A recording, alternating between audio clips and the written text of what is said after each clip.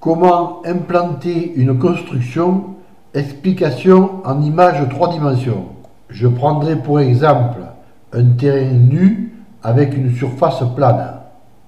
Premièrement, je vais fabriquer des chaises avec des planches de coffrage et des morceaux de chevron de 6-8 avec les dimensions indiquées sur ce croquis. Pour commencer, je vais planter un piquet à l'endroit choisi pour représenter un des angles de la construction. Cette construction fera 14 mètres sur 10 mètres. Je vais planter donc ensuite un deuxième piquet à 14 mètres du premier dans l'axe choisi pour orienter cette construction.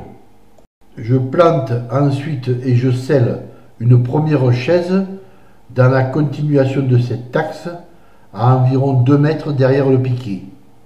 Et j'en place ensuite une deuxième à l'opposé de ce tracé. Pour continuer, j'aurai besoin de l'aide de 2 personnes. Nous tirons maintenant un cordeau aligné sur les 2 piquets et nous marquons un repère sur les chaises. Nous plantons ensuite une pointe de 60 mm peinte en rouge sur ces repères. Nous allons utiliser maintenant le bon vieux théorème de Pythagore. A au carré plus B au carré égale C au carré pour former des angles droits.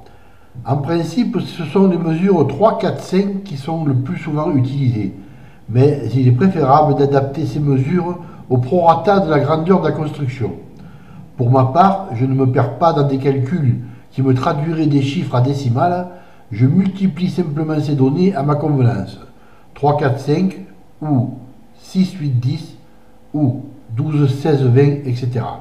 Ici, je prendrai donc l'option 6 mètres, 8 mètres et 10 mètres, comme ceci. À l'endroit précis qui nous sera indiqué par ces mesures, nous planterons un piquet.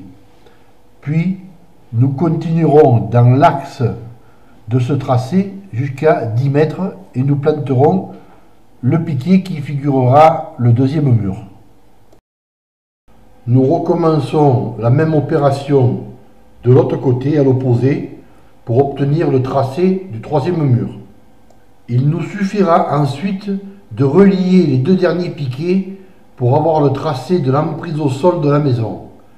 Les mesures identiques des 2 diagonales nous confirment que les 4 angles sont correctement à 90 degrés. Nous plantons maintenant sur les chaises une pointe de 60 mm peinte en bleu à 20 cm à l'intérieur des tracés pour déterminer le tracé intérieur des murs mètres.